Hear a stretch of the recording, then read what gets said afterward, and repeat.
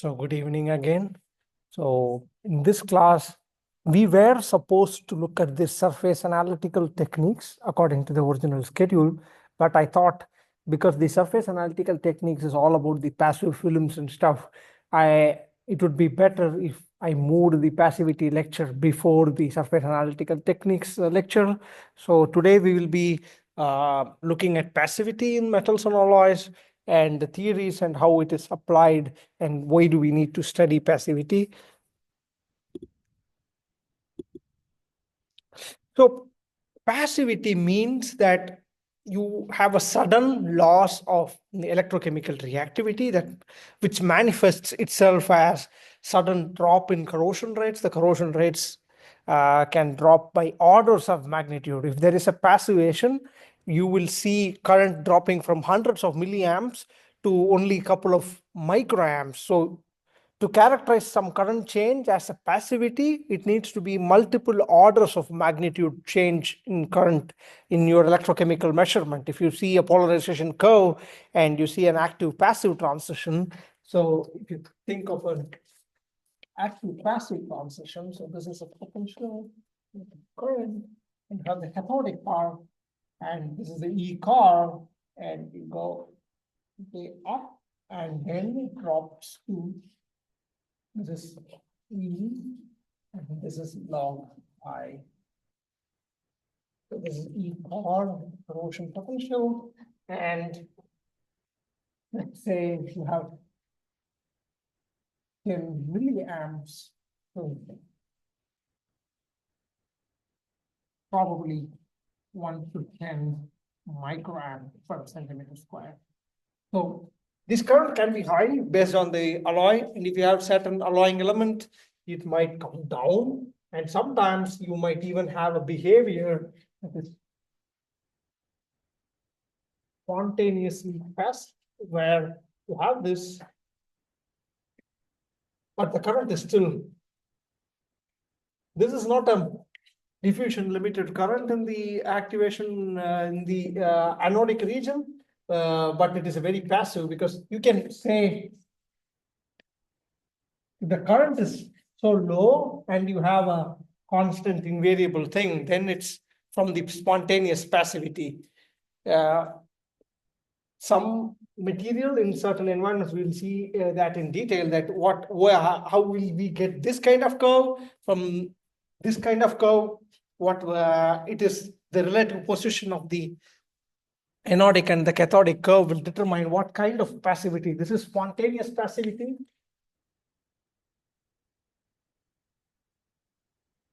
This is active passive behavior. We will see detail as we proceed. So you see it, that's what the point I was trying to explain here is there is a drastic drop in the current, the corrosion rate when an alloy or a material passivates. In certain environments, not all materials form passive films in all environments. Certain materials will be passive in certain environments. You already saw in the Pourbaix diagram that there might be regions of passivity, immunity, and corrosion. But that's just the thermodynamics. That already tells you that only in certain environment, certain materials will be passive. So this passive oxide film is three-dimensional and it is ultra thin. And the native oxide scale, if you put a piece of stainless steel in air, you already have this passive oxide film formed. This oxide or oxyhydroxide film is only nanometer in thickness, probably a couple of nanometers to 5 nanometers. It is not more than that, because this is a usually asked question in the exams, that what is the typical thickness of a passive oxide film that is natively formed on metal surface. From my experience here, I am hearing numbers like microns, millimeters. No, this is not micron or millimeter. It is definitely only some nanometer thick. So this is a question that most of them, I have not seen a single oral exam till today where a person got this native oxide thickness right. I don't know, maybe people confuse it with anodization, where we apply very high potentials to grow these oxides, but the native passive oxide is only nanometer thick. So this passive film can be crystalline or amorphous, and it can be conductive, which means it can be semiconductor or an insulator. For example, passive films that are formed in aluminum and titanium are insulators, while nickel and stainless steel passive films behave like an semiconductor. And stainless steel passive films are usually crystalline, while the aluminum passive films are amorphous. Uh, the reason why some are crystalline and amorphous is because there is a lattice misfit between the oxide and the underlying metal substrate. So if the underlying substrate and the forming oxide lattice parameters are quite similar, if the misfit is small, it can still maintain an low energy interface, and maybe making some interfacial dislocations or something. But in case of aluminum, the Al2O3, the aluminum oxide that forms, has very different lattice parameter to that of an aluminum metal. So due to this very high misfit, it can no longer form some crystalline interface, maintain crystallinity, and also create a low energy interface. That's why some passive oxides are amorphous in nature, because it is no longer energetically favorable to maintain a crystalline or form a crystalline passive film. So why are we interested in this passive film? One, to find a material that will be passive. That's one application. To design passivation treatments, how I can make this material passive in service. We can select a particular alloy to be passive. But in other than that, there is another aspect to it. Passivity is not always a good thing. Like, it is not always a boon. It comes with a problem. Passive is good because the corrosion rate is very low. That's what desired. But it also leads to localized corrosion, because in general corrosion, you lose this. Probably when I'm using this piece of chalk, I'm losing chalk uniformly while I'm writing. But if there is a passive film and there is a local breakdown, then I'm making a hole. Then it will lead to stress concentration and ultimately failure. So only passive materials are susceptible to localized corrosion usually. So, and it can also lead to sometimes even these localized forms of corrosion, such as intergranular corrosion or pitting corrosion, can then lead to formation of cracks when there is stress present, and it can make way for environmentally assisted cracking. So in order to mitigate and design materials against these forms of localized corrosion needs a strong understanding of the passivity, because the passivity breakdown and the repassivation is what the competition between these two processes controls the susceptibility to certain forms of localized corrosion. For example, if you have a crack that was initiated, so let us assume that this is a surface and this is a crack, a sharp tip, we need to maintain, if the corrosion rate is too fast, if I have a passive surface, and while there is a load, this load breaks this passive, let's say this passive film. When you apply a load, this passive film breaks.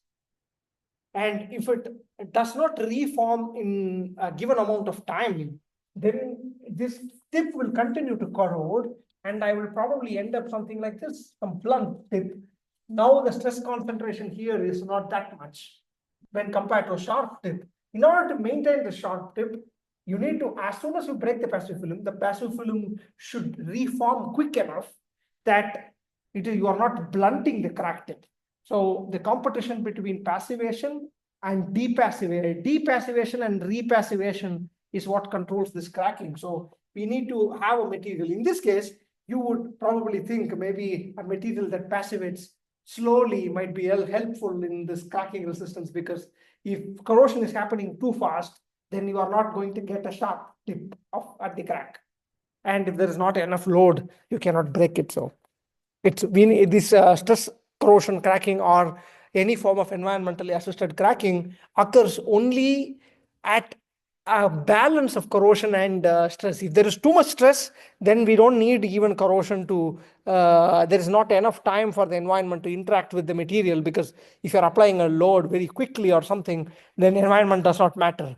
Or if the material is corroding too fast, stress will not matter, because the corrosion will eat away everything. So at the very little, there is a sweet spot. It is not a sweet spot for the material because it fails, but in a given range, in the medium range, at medium stress and medium corrosion resistance, materials are most susceptible to these things. So we need to understand passivation. That's the, I was trying to explain this to understand why we need to read about passivity. Please explain that the figure repeated again. Which figure?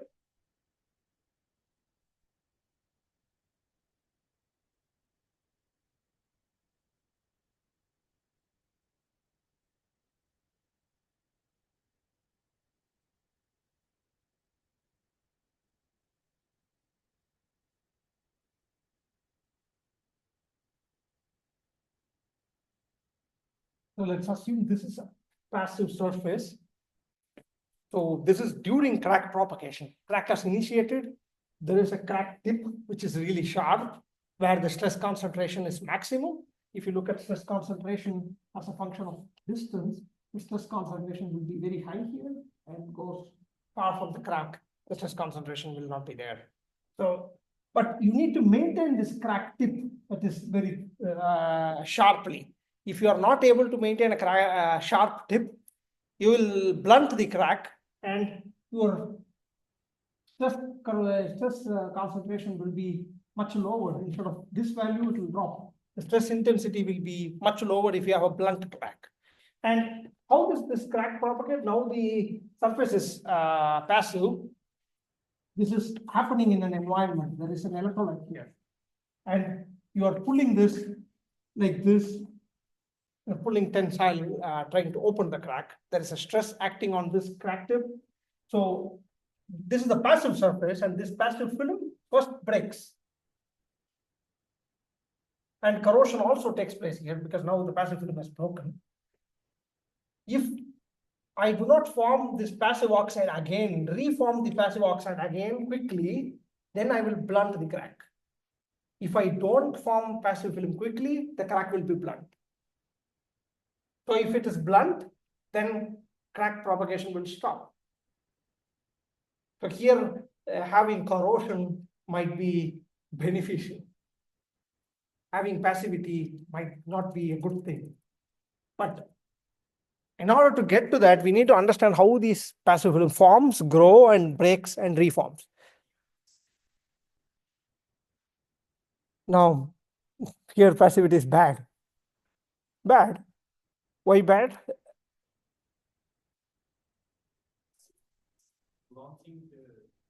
Passivity will not blunt the crack. Corrosion will blunt the crack. If there is passive film reformed very quickly, then the crack will remain sharp. Why would it blunt?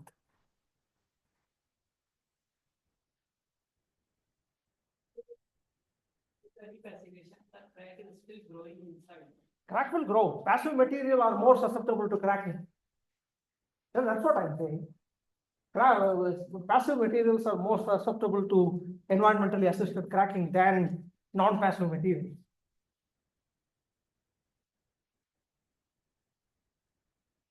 So passivity is bad.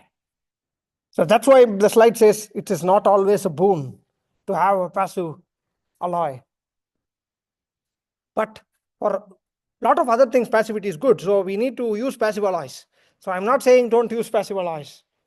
What I'm trying to say is be aware of that passive alloys are susceptible to these things, and we need to design the material in such a way that we can try to balance, that is not repassivating so quickly. So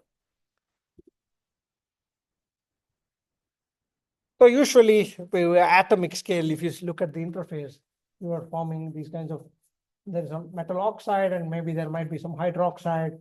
This is the kind of structure, an imaginary schematic about a passive film. This is how the passive film that has formed on the surface. might atomistically look. It is not. It might be a mixture of an inner layer of oxide and an outer layer of an hydroxide might be formed in the passive film. Only inner layer is usually protective. Uh, I'll explain why it is so later. This composition and the thickness of the passive film is, for a metal, it is a function of both the applied potential and as well as the solution concentration. Sometimes for the alloys, it is also dependent on the alloy chemistry, because certain elements might be preferentially oxidized and enriched in the passive film. For example, in iron chromium alloys, the passive films are usually chromium oxides, not iron oxide. Even though there is a lot of iron, chromium selectively oxidizes, and you have this chromium rich layer. And yeah, as I said, there can be insulating or semiconducting layers. We have known this passivity for around 200 years. The first observation of passivity in the modern history was at least 1836 by Michael Faraday, the Faraday of the famous Faraday's law. So he did a lot of things.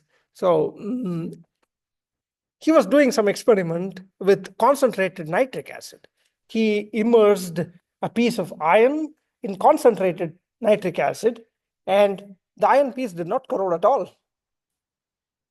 That was weird. And then he added water to the acid. He had a dilute acid and then put a piece of iron already, which was there in the concentrated acid. It did not corrode. But what he did, he took a new iron piece and put it in the dilute acid. It started corroding. So it doesn't, because it is counterintuitive to think that something is passive in concentrated acid while it is not passive in dilute acid. So I will explain this experiment a bit later in the lecture, so that keep this in mind, that there is a counterintuitive experiment. That was the first experiment in passivity, was rather counterintuitive and hard to explain, but it can be explained. So the reason how this passivity was leveraged, the passivity was leveraged a lot in the design of stainless steels. Stainless steels are nothing but an alloy of iron with at least 12% chromium. There needs to be, the threshold was this, because iron, if you see iron, if you remember iron spore by diagram from the earlier lectures, iron is not passive in most environments. Under natural conditions, iron will corrode.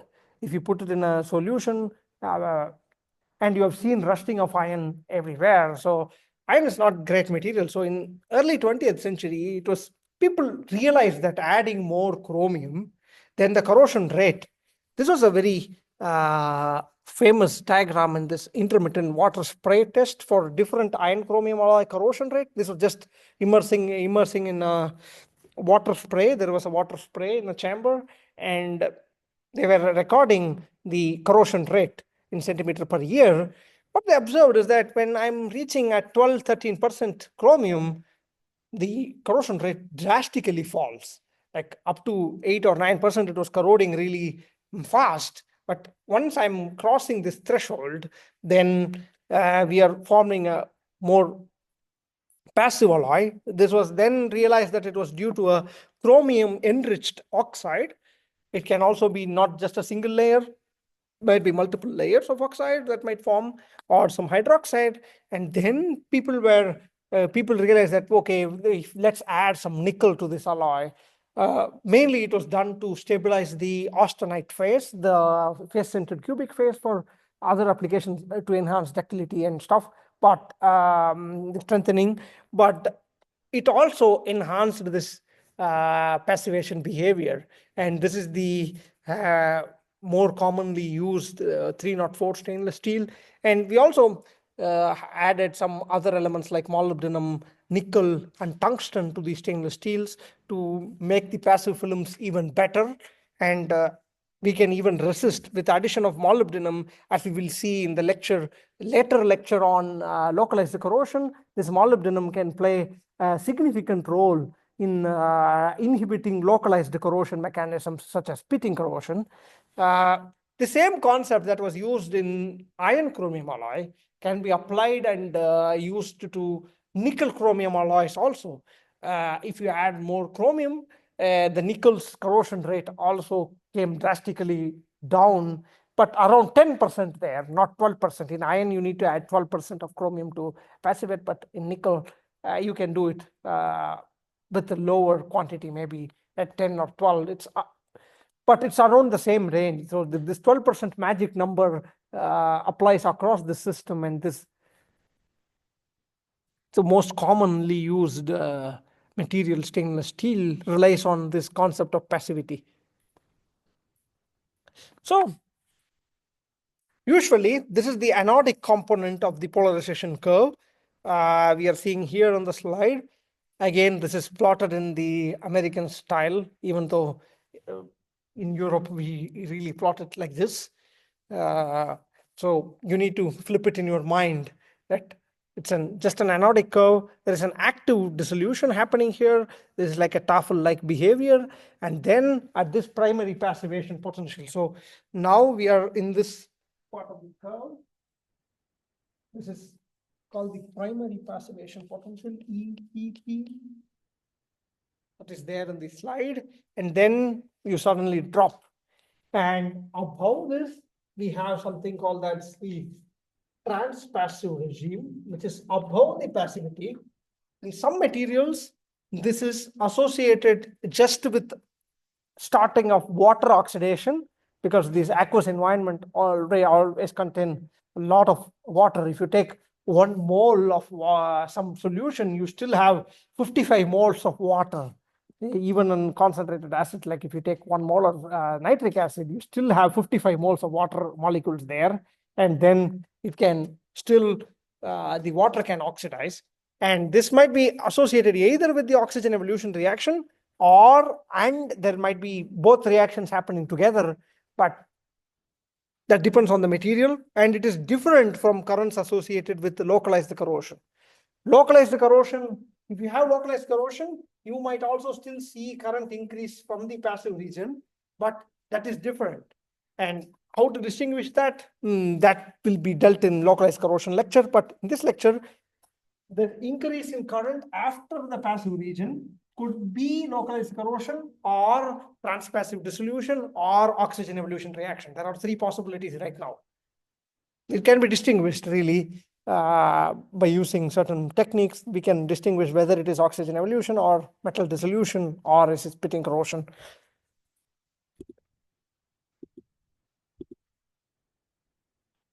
So we can actually guess these potential for given certain materials. We can predict the critical potentials based on direct comparison to Pourbaix diagram.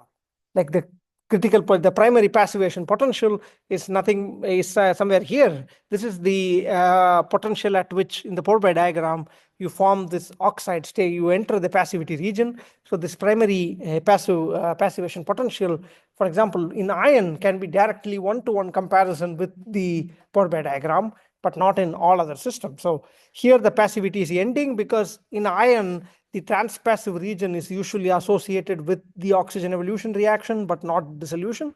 So this is the oxygen evolution potential in this pH 6. So let's consider if the solution was pH 6, we can predict the transpassive potential is going to be corresponding to this potential here. So you can predict this even without doing the experiment with the Pourbaix diagram. I can predict what is the primary passivation potential and the transpassive potential, but only in certain systems. And actually it works very well for iron, but not other materials, because Pourbaix diagram is pure thermodynamics. It does not give any information about the kinetics.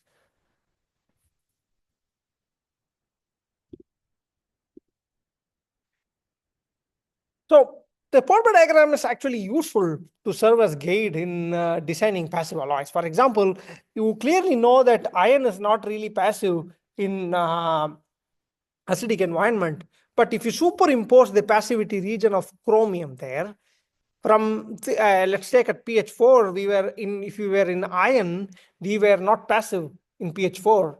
But if you superimpose it, you are going up to pH of 1.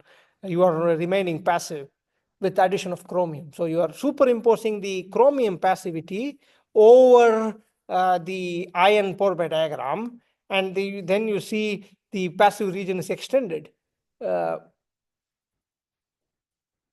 But again, as I said, Pourbaix diagram is not fully predictive. For instance, if you take nickel, nickel should not be passive in acidic environments. But in our practice, we always see nickel passive in acid. How does nickel become passive in acid if thermodynamically it is impossible to be, because thermodynamics says whether something is possible or not, but not the kinetics.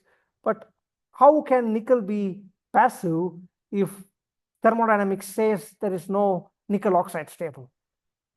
Any idea? No oxide is stable, not a hydroxide oxide. So if you just talk about thermodynamic stability, you should not see any passive film in acids for pure nickel. But we still see. Why?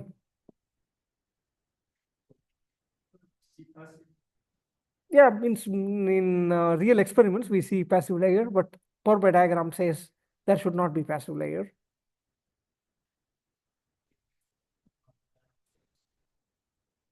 It's oxide. It has been characterized, and this is oxide. The thing is, in air, it can form a passive layer. Even if you insert this air-formed film, that's nanometer thick film that can form in air, if you keep a piece of nickel outside, because anyways, we are doing experiments, taking nickel from outside in the lab and then immersing in the solution. Even if you keep this alloy for this pure piece of nickel for 10 minutes, because when you buy from the shop, it's always going to be passive. So you already have a passive film, and when you put it in acid, this passive film, the kinetics of dissolution of passive film is so slow that it does not go away at all, and the passive film remains. So even though you do not expect, you cannot dissolve it. Like even if you put in 18 molar, the concentrated 95% sulfuric acid, this passive film will not go away. What about cutting it in the solution? Cutting it in the solution? How will you surface? How will you cut this nanometer scale passive film? No, cross section. If you put a cross section on it, the surface would be different. How will you cut inside the solution? Yes, exactly. Yeah, obviously then it will corrode because This will corrode. That surface will corrode. Yeah. The purely cut surface will corrode, but fresh. the other surface will not corrode. Or if you do experiments inside a glove box, like take a piece of nickel, then polish it inside a glove box, wash it and do experiment, then you will not see that. Can you repeat the question that you asked? According to thermodynamics, nickel should not be passive in acids. But in experiments, we see nickel forms a passive oxide film in acids. For example, that's the question. The answer is the air formed film does not dissolve at all. So the only way you can get rid of them is, and even in robots does not work because even small amount of oxygen is sufficient to form this oxide. So probably if you conduct experiment vacuum, polish in vacuum and conduct experiment in vacuum, then you can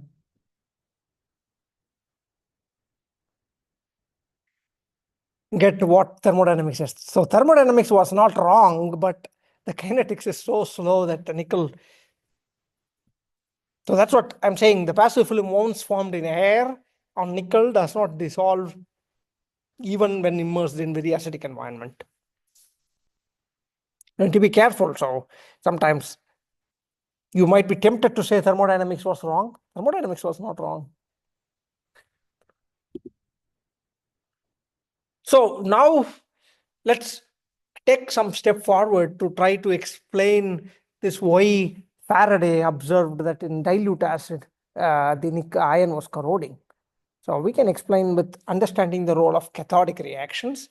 For example, you have different kinds of curves. The cathodic curve might intersect the anodic portion of this active passive transition curve in different ways.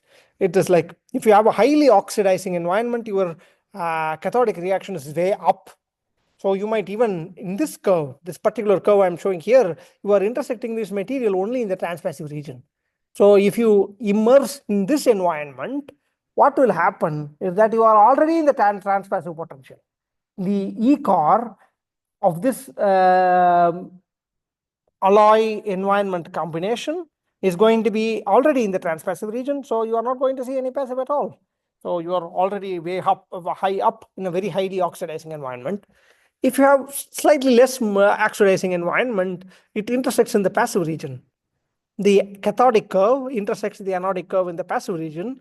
Then you are going to get this kind of behavior. It is spontaneously passive because the point at which the rate of cathodic reaction and anodic reaction equals lies in this passive region.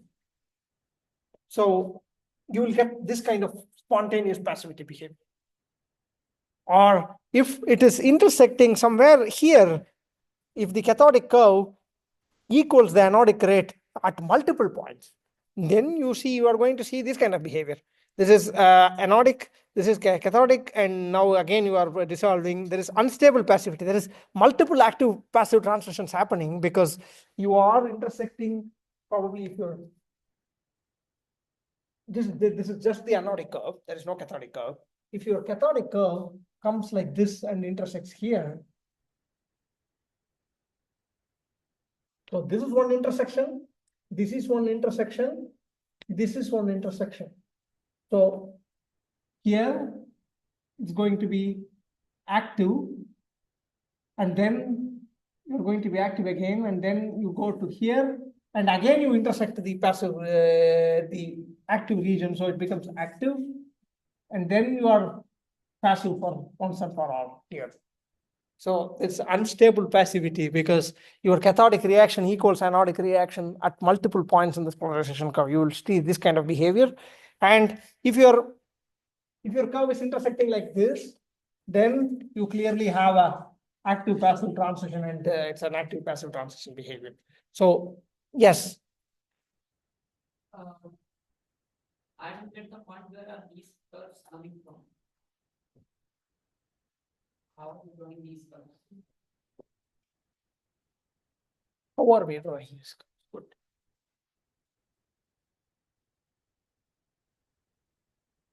Which curves? Like, So if you just take the anodic part, just the half cell reaction for iron anodic, there is only the current is only positive. So you have an active region and you have a passivity. You see, this is just iron anodically polarized. There is no cathodic reaction. If you take the anodic part of this polarization curve, this is how it looks like. And by mixed potential theory, we have seen that the whatever you are measuring is going to be based on where you intersect the actual potential. The corrosion potential is the zero current potential of a mixed electrode, where we are now considering the cathodic reaction happening on the surface of this metal. That is not ion reduction. Like, because if you went up to irreversible, like here, there is probably ion-ion reduction. This is irreversible of ion. Irreversible of ion to 2+2 ion. So this is the cathodic reaction of ion reduction, but this is not happening when you put it in a solution. This is not the primary cathodic reaction that is happening. The primary cathodic reaction might be hydrogen evolution reaction or the oxygen reduction reaction. So that curve might look like this.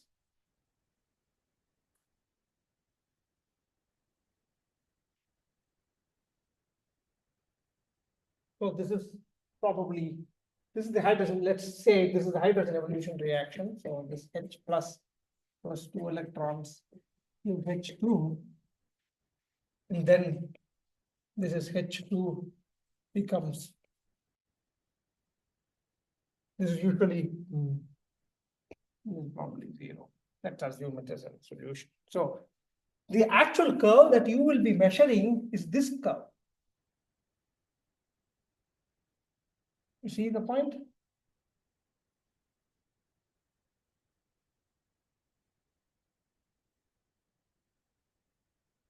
Do you see the idea behind this? So this reaction intersects here. So you still see the active passive transition. But if you had a lot of hydrogen ion, so the reaction is you're purging some hydrogen gas inside. Let's assume that you have a lot of product, a lot of reactant, so it needs to react and form products. This curve will be shifted here. If I increase the concentration, then by Nernst equation, you know the irreversible shifts. So if this curve intersects here directly, then during your polarization, you do not see this passive at all. Even though ion should show passivity, if you have an accelerated cathodic reaction that is coming here and intersecting this curve in this point, then what you will be measuring through OCP will be this. You will see this kind of curve. You think it is only active because this is intersecting way up. So this will not happen with the hydrogen evolution reaction itself.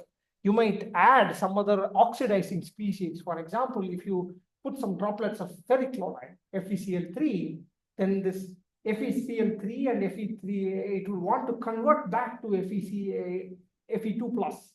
Fe3 plus would convert to Fe2 plus. So it is a reduction reaction. Somebody needs to give electrons for this. So it will polarize the material such that maybe, let's assume this is a ferric chloride reduction reaction.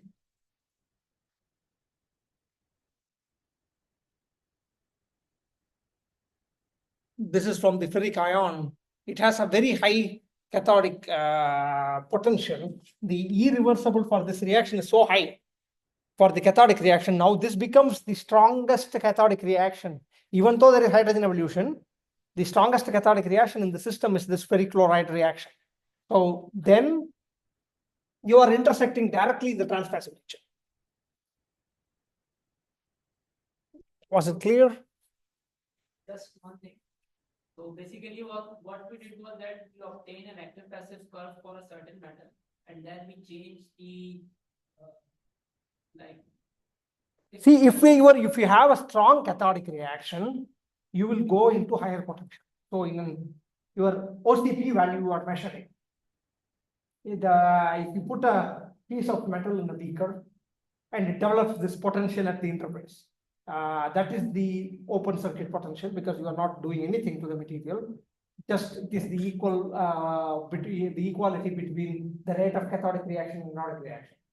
If you put it in a solution that is highly oxidizing in itself, for example, in FeCl3, your ion at this free corrosion itself will be in transpassive condition because the potential is way above the passive potential. So the potential that has developed at the electrolyte metal interface is already above the passive potential, so it will dissolve in a transpassive band. If you have a weaker oxidizer, then you are going to have lower potential, so your metal might be spontaneously passive. Or if it is further lower in reducing environment, you are going to be naturally only in active state. Only if you polarize it, you can make it passive. So some materials are spontaneously passive because they are passive the moment you put this in the electrolyte, because the OCP is such that it lies within the passive region. Now, yeah, you can see that better in this oxygen reduction reaction. most reactions are ORR. So if this oxygen reduction intersects this curve, because there is always limiting current density in the oxygen reduction reaction, so if the I limb is increasing, you can increase that by increasing the stirring rate, or you can change this limiting current density, because that's the amount of oxygen that is coming and dissolving, coming to the interface to get reduced. If you can make that faster, then you are going to get higher I limb. If you have higher I limb, there is no problem, because there is an cathodic reaction, and then you start from here and come here, and it is spontaneously passive. But if it hits somewhere here in this nose, beneath the nose, then you are going to see active passive transition and unstable passivity and stuff.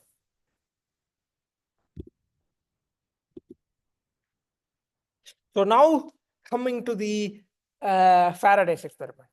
Why was concentrated acid not corrosive? It was passive because in concentrated nitric acid, this reaction, whose E naught is 0.96 volts versus SHE, was here because of the concentration. There is a lot of nitrate ion that was present, at least 18 molar. But when you come to dilute acid, now you are intersecting the active passive transition.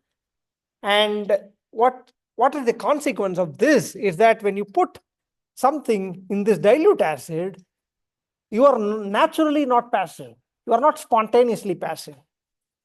So iron would have corroded in dilute acid, but if you had put it in a concentrated acid, because there is a lot of nitrate ion present, this here, the E core is already in the passive region. So if you put a piece of iron in a concentrated nitric acid, it will not corrode. That's what Faraday observed, but he did not know this reaction. He just observed this. But now we can explain by the interaction of the cathodic and the anodic reaction, because by use of clever use of mixed potential theory, we can explain why something was not happening.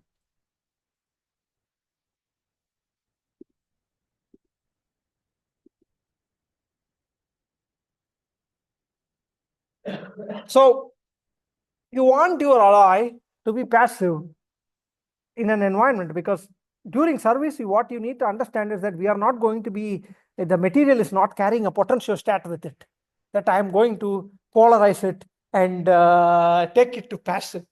So whatever is the reduction reaction that is happening, you need to choose alloy based on that. If you are using alloy D, that is the D for in an environment 3, the best combination that you can use is alloy D, because alloy D, in environment 3, the cathodic reaction is here, and only alloy D intersects passivity.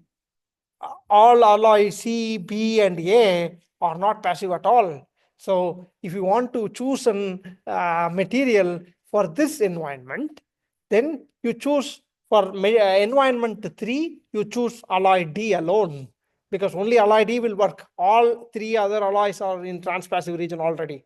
So I don't want to use it.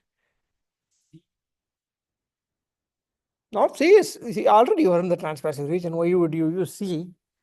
Where is it intersecting? C and 3. It is intersecting in transpassive. You cannot use C.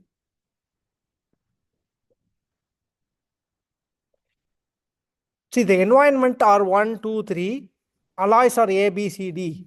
In environment 3, you should use only alloy D, because it is the only thing that is passive. Maybe if the material carried a potentiostat, then we can polarize it and make it passive, but material does not carry a potentiostat. If you want to use alloy, the environment 2, in that both the C and D will work. In environment 2, both the C and D are in the passive. So I can use C and D, but I would be, because this is still close to the active passive transition, so I would still prefer D over C, but C will work just fine.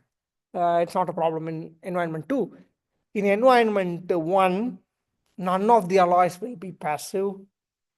So we cannot use any of these materials. If you are interested in making passivity, then in environment 1, all 4 alloys will not work, because or below the active passive transition. Again, you need to polarize it to make it passive, but we cannot polarize it. In this case, I can add some oxidizer to make some oxidizing species into the environment, modify the environment 1 such that I can take it to passive region. But other than that, other than changing, playing with the environment, I don't have any other option in environment 1 to make anything passive. Is this clear or fine? Okay, good. Now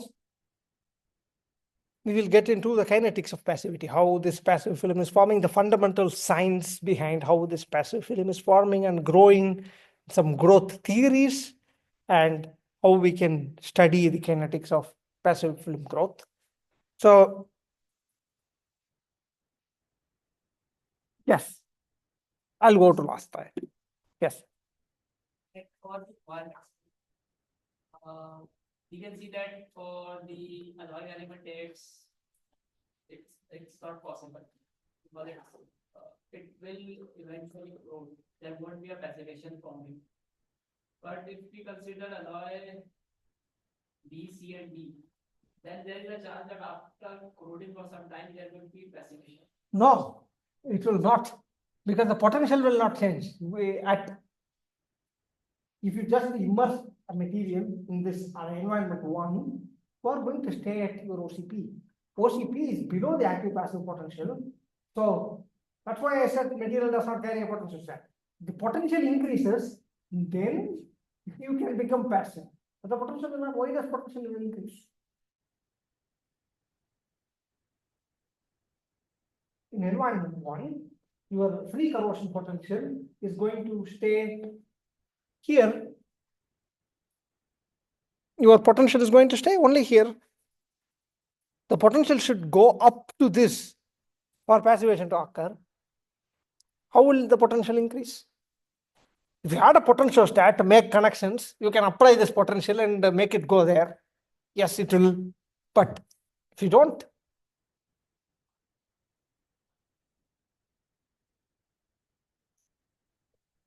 this is probably an exam question.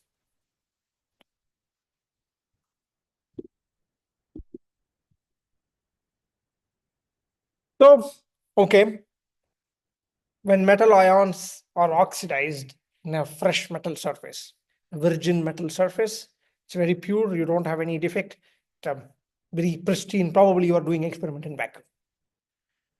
So if you put that in an environment, this oxidized metal ion can either cross this double layer that was explained earlier and lead to corrosion, or it can form a new solid phase. Either deposit, because if sometimes the sulfate, if iron dissolves in a sulfate solution, usually this iron sulfate does not have a huge solubility. So you form a corrosion product, insoluble corrosion product, sticking non-protective layer that can form, or this passive film directly forms on the surface without this metal crossing the double layer to go into the solution. The metal does not go into the solution. This ion that formed on the surface will react with the oxygen and form this oxide layer instead of going into the solution. Because if it crosses the double layer, then goes into the solution and corrosion happens. If it forms the oxide without crossing that, it does not go into the solution at all during any time during the passivation process. The metal ion does not go into the solution. The metal is oxidized on the surface, and thus oxidized the metal interacts with the oxygen in the environment and forms this passive film. How does that happen? Is that, for example, let's take a good example of nickel. It's easier to explain a nickel. I can explain it in other materials too, but the mechanism is so clearly established, because in certain materials the mechanism is not so clear. So if you put in water, this OH ion, this OH group, the hydroxyl group, absorbs on the surface. it forms an, does not absorb but adsorb. It forms an interaction with the surface, and it just stays on the surface. It does not. Hmm? It is not physical. There is chemical interaction between them, but it is not strong as a bond or something. There is some weak forces, chemical forces. It is not physical. It is not like I'm keeping my hands over this. This is not what I'm talking about. Or some water sticking onto the surface of a glass. It's not like that. There is some chemical interaction between this OH group and the nickel surface, nickel atom on the surface, and this can either lead to corrosion, then this reacts with another proton, and then this adsorbed is taken away and you are oxidizing this. This can also happen. That is corrosion, one route. Or else it might lose this H, further oxidizing the electron that oxygen needs. In OH also, let's take. Okay, I need to.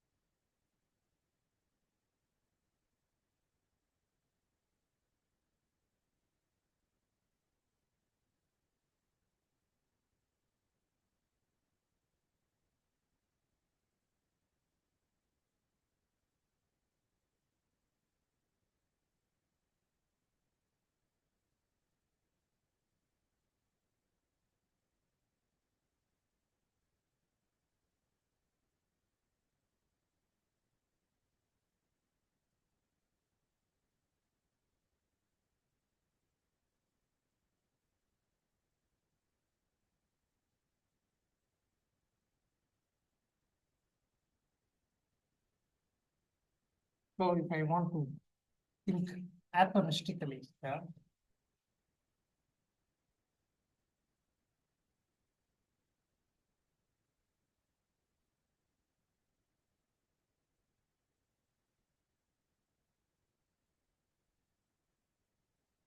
So what happened? The first step was this formed some interaction with this, and this cut off this. This became H plus. This took away one electron. So it's an oxidation process. Nickel has now a positive charge because it lost electron. So the nickel oxidation took place. The first step, it took away electron, and this H plus is gone. This part of the reaction. Now you have this OH adsorbed to it, that you have this.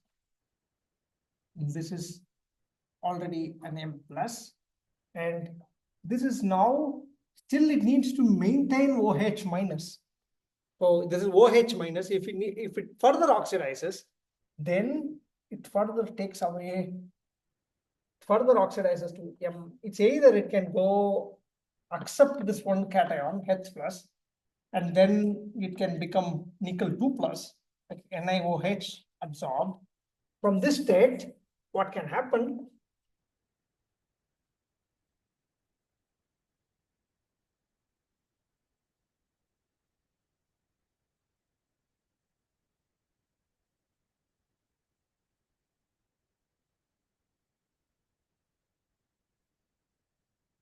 You can again go back to the solution as water molecule, because you can take back another this proton and now make nickel 2 plus. Another step of nickel loses another electron, and it now crosses the double layer, and the nickel M2 plus comes out.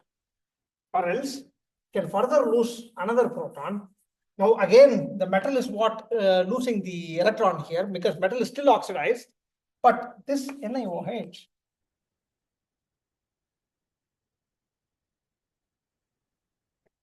can lose the proton, this hydrogen as a proton, and form a nickel oxide.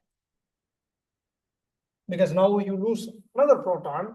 Now then this becomes 2 minus, because now you formed MO. It gave electron to this, because oxygen will let go hydrogen only if somebody else gives them electron, because oxygen does not want to change the state from O2 minus, even in OH minus ion. the oxidation state of oxygen is only -2 because metal has a state of +1, so your total charge is minus. This oxygen, if it want to interact with the hydrogen, because it was there in H2O, it had 2 hydrogen on its side, so it agreed to lose 1 hydrogen only because the nickel was able to provide for 1 electron by oxidizing itself. So at this stage, when there was OH, this was 2 minus, but this had already developed a positive charge. Nickel had already developed 1 positive charge. So it is first step of oxidation. In the second step, if the oxygen has to lose the other attached hydrogen also, then nickel needs to provide it with another electron. So that happens by nickel oxidizing into nickel 2 plus, and now there is a nickel 2 plus and O2 minus. Then you form the first monolayer of oxide. This happens with nearby sites, and you get a first single monolayer of oxide. So whether I go to this route that nickel says, okay, I cannot give you electron, so OH still leaves the surface, but now nickel is oxidized to nickel 2 plus in the solution. It is not forming an oxide. But if it follows route 3, whether your reaction 2 happens or reaction 3 happens, is going to depend on temperature, the potential that is there in the surface, and the pH. If reaction 3 happens, you form the first layer of oxide. Is there any question in this part of this thing? Because it was a bit convoluted. But once this first layer has formed, then it needs to grow. Let's think about how it grows, because this usually, the first monolayer is usually quickly formed. But how does it continue? Because at the rate of further oxidation actually slows down, but it does not stop. The thickening of this oxide occurs by migration of this metal cations or oxide anion or their vacancies under the influence of this high electric field, because we know there is a huge potential drop at this metal electrolyte interface, and in this potential gradient there is a huge electric field, because electric field is just but the potential divided by time, by the distance you get the electric field. If you have a very high electric field, now you have migration of these cations and anions happening and the oxide thickens. So this growth reduces the film, because as X increases, E by X will go down. As the field increases, then the rate of migration slows down. So if you start to form thicker and thicker oxide layer, the oxidation rate actually goes down and down. So at steady state, the rate of oxide growth is the rate of dissolution, because the rate of oxidation, that's where you get this passive current density. So if you consider a constant, the current that is related to growth of passive oxide film, if you consider this, you can rearrange this and integrate it. You can get this logarithmic growth law with time. Because it is field assisted migration. There is a high electric field and the ions are migrating along this. And if you're just integrating this I passive, because I passive is just rate of dissolution, and that equals the rate of oxide growth, because the rate at which nickel becomes nickel 2 plus is the same rate. Assume that all nickel 2 plus goes to forming oxide.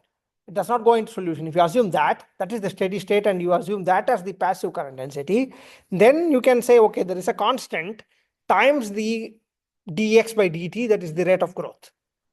If you integrate it, you will end up getting something like this with an integration constant, and you can change it, flip it, and solve for x, and say x is equal to a plus b log t. So you get a logarithmic growth law just by integrating this passive current. Actually, if you plot it in a log time versus current density plot in the passive region under a constant potential, if you do a potential static hold, your current is actually decreasing and following the logarithmic law. So Probably it is logarithmic kinetics, you might think. Is it so? We need to consider, okay, the physics of what is happening. We just integrated the I passive and said, okay, the film is growing in logarithmic law. Can we explain it based on elementary processes that is happening during the growth of passive film? Because as I said earlier, this oxide film growth requires ion transport. This takes place by the movement of these defects in the lattice, which are either cationic or anionic vacancies in this already formed oxide. So a question to ponder for you guys, that I said the oxide can be amorphous. In crystalline solids, we have a definition for what is a defect, we have vacancy and stuff. What does it mean in an amorphous solid?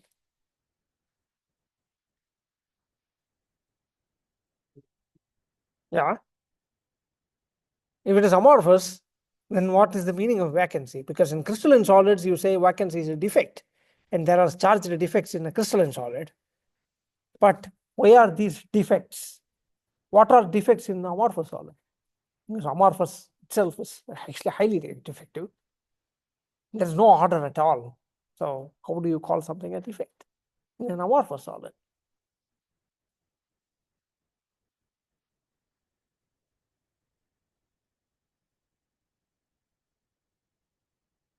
This question will be answered by end of this course.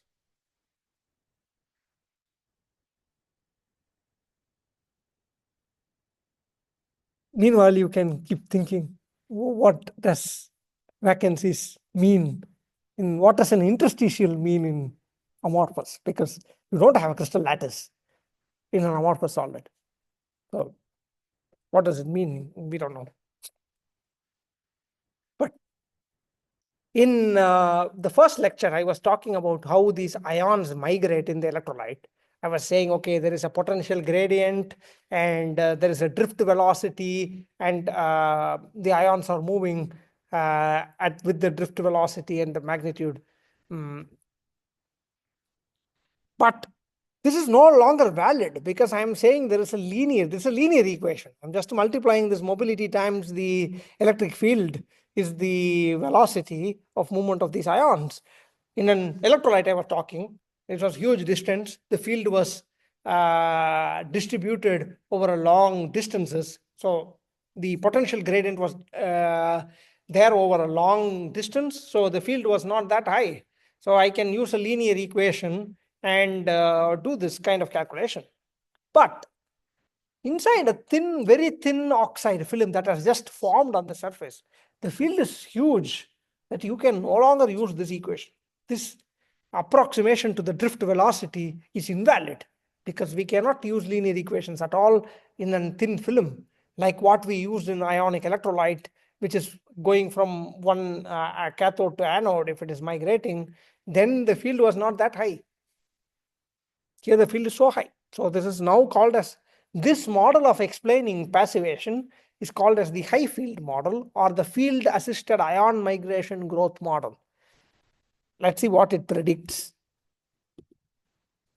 So let's assume that you are already in the oxide. There is a metal cation in the oxide.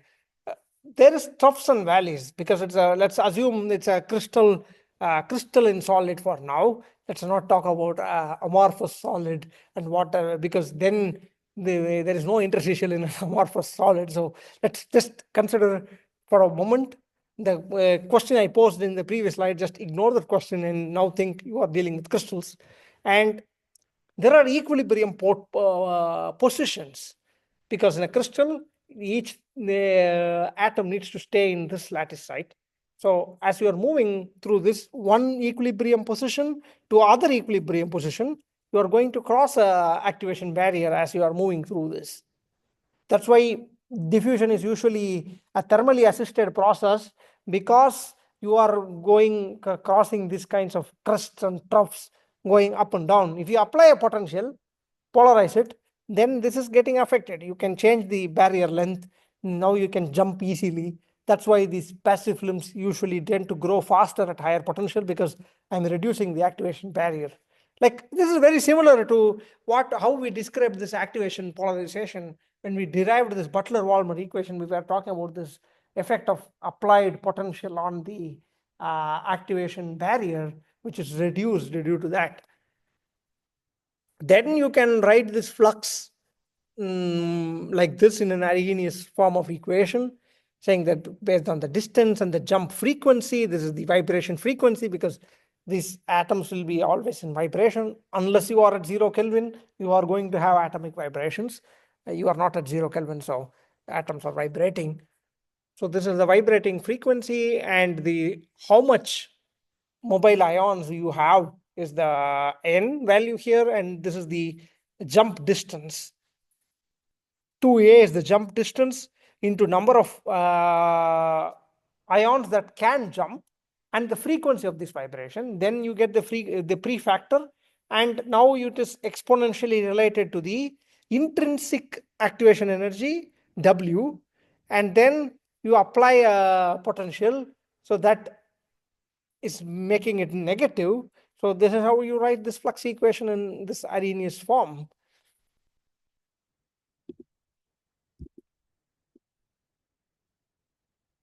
The flux in reverse direction, because the field can also these ions can also come in other direction, because it jumped forward, it can jump backward also.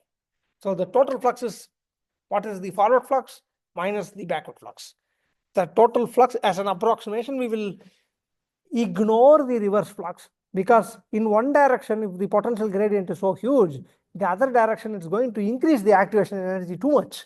So it is not as easy to come back in the reverse direction than as it is going in the forward direction, because now the gradient is aiding you.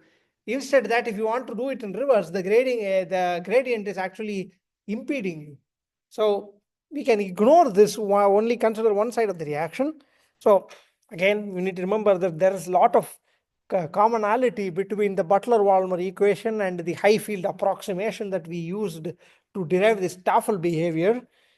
This low field is, for low field approximation, it considers the backflux, because there is not a huge field. So it is much easier for the ion to jump backwards also. So the oxide growth you need to consider both the forward flux and the backward flux when the field is low. In high field, you can escape with just considering the forward flux.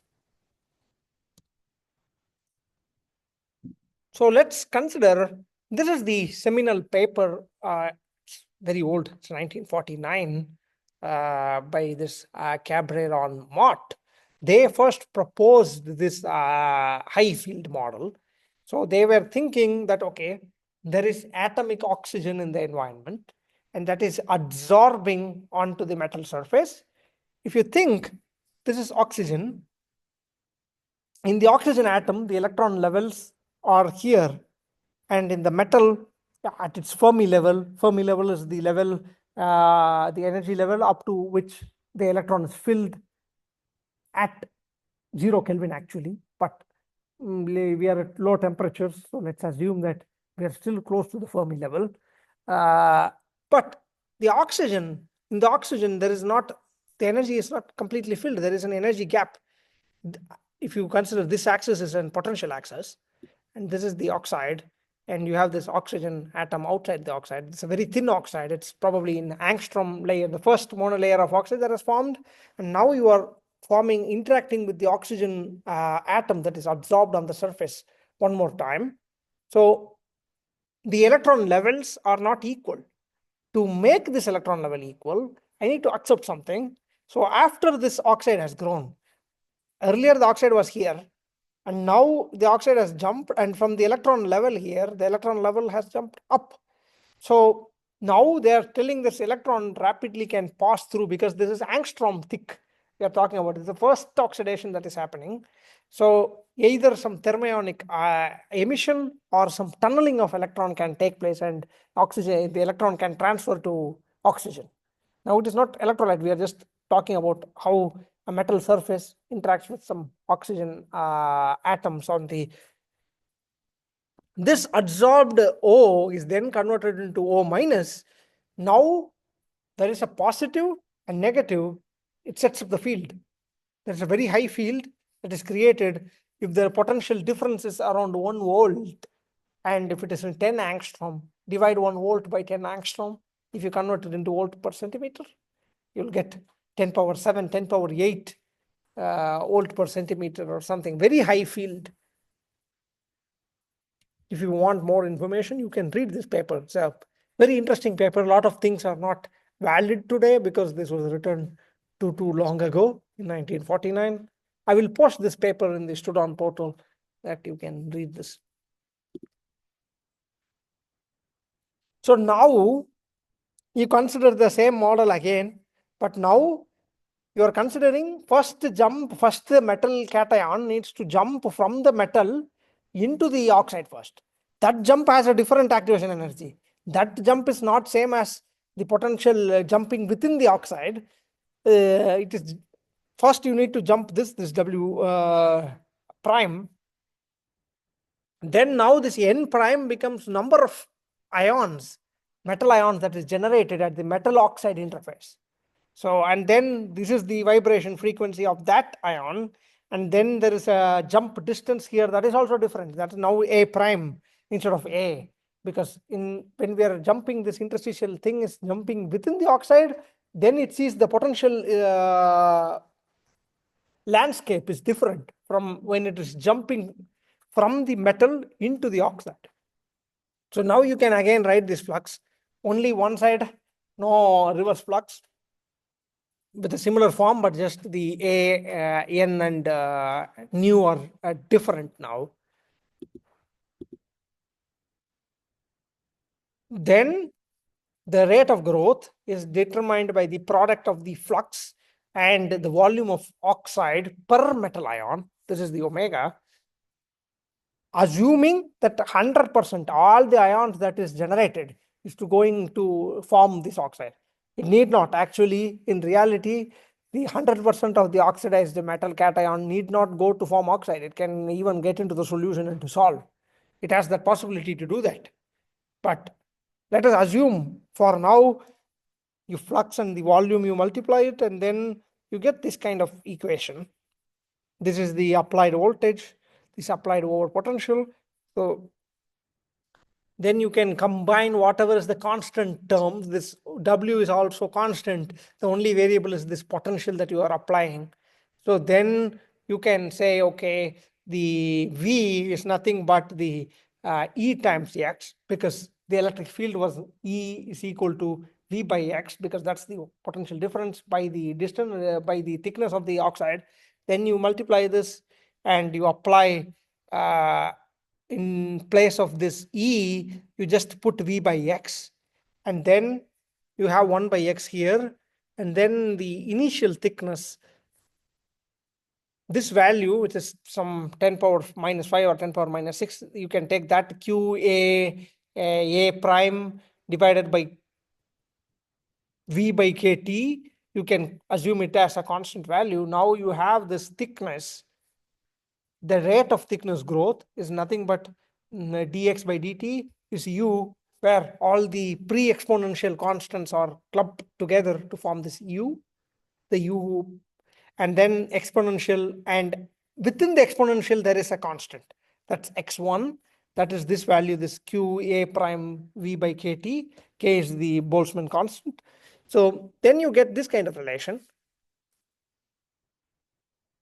Then if you realize, okay, this equation 6, if I use also consider the backside flux, the reverse flux, my equation would probably look like this, the harmonic sign, but we are not considering. I'm just giving this as an information that if you considered the back flux, the equation would have become like this. We can derive this, but not really needed.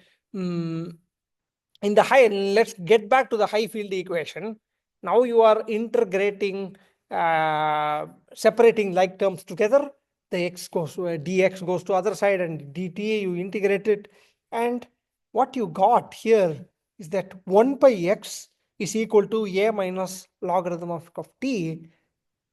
When I first started, I said we are going to get logarithmic growth law. But we ended up, if we use this high field approximation, we will end up in inverse logarithmic, because now 1 by x is following log t. It is not x that is following log t, but 1 by x is following log t. What does this mean? So can you guess what does this mean? Like, if I use this theoretical framework of high field model, I'm ending up in an inverse logarithmic kinetics. But I have shown you earlier that I can fit the data to logarithmic kinetics. What might be the reason?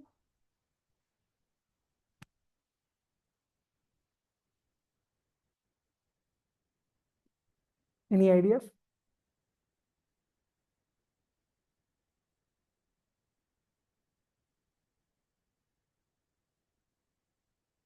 No idea? Because we assumed a lot of things in the high field model, some of which is true, some of which is not true. That's why there is inconsistency between the experiment and the framework of model that we used. But there is high field, true. But in this high field model, what they consider is that the field decreases over time. As the oxide grows, the field is decreasing over time. That's a key assumption.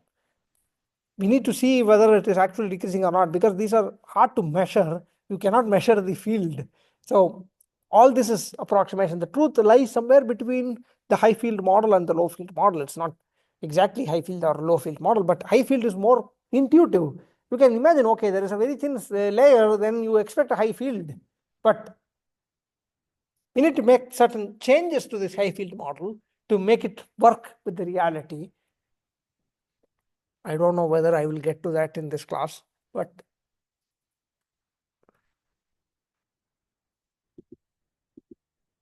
if you look at real experimental data of thickness, we have measured thickness in situ measurements in iron in borate buffer.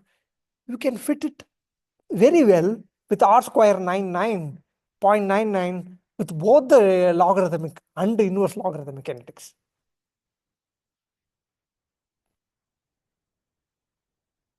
So I'll probably let it here, then explain what happens in the next class. And then in the next class, I hope to begin surface analytical techniques too, so that it would be a continuation of this model. So let's explain why, what are the other possibilities, other models, and see.